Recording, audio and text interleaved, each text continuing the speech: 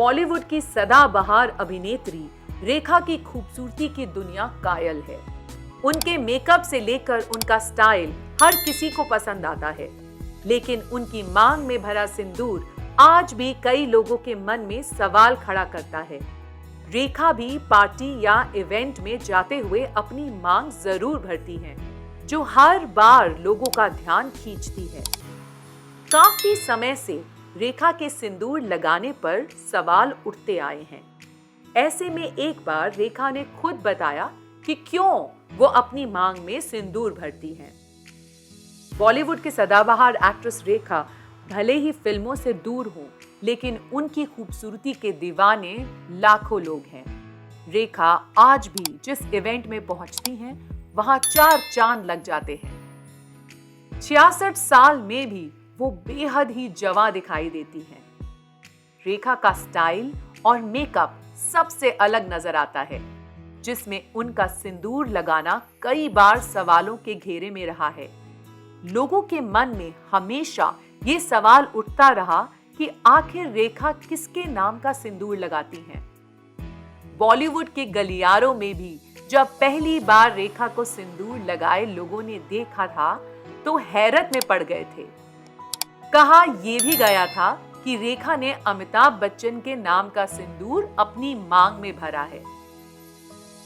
हालांकि रेखा ने खुद इस बात से पर्दा उठाया था कि वो अपनी मांग में सिंदूर क्यों भरती हैं। सिंदूर देखकर घबरा गई थी जया बच्चन। साल 1980 में सबसे पहले रेखा सिंदूर लगाकर ऋषि कपूर और नीतू सिंह की शादी में पहुंची थी। रेखा की मांग में सिंदूर देखकर हर कोई हैरान रह गया था। वहां अमिताभ बच्चन के साथ पहुंची जया बच्चन भी घबरा गई थी। ये वही दौर था जब रेखा और अमिताभ के अफेयर की खबरें उड़ रही थी। उस दिन ऋषि नीतू से ज्यादा रेखा ने लाइमलाइट बटोरी थी। कई लोग इस तरह की बातें भी कर रहे थे कि कहीं अमिताभ ने रेखा से शादी तो नहीं कर ली। जया के मन में भी डर था कि कहीं वाकई लोगों का कहना सच ना साबित हो जाए। रेखा ने बताया क्यों लगाती हैं सिंदूर। हालांकि रेखा ने एक इंटरव्यू के दौरान इस सवाल का जवाब दिया था कि वो मांग में सिंदूर क्यों भरती हैं। उन्होंने बताया था कि वो किसी के नाम का सिंदूर अपनी मांग में नहीं भरती हैं, बल्कि फैशन के तौर पर उसे लगाती हैं।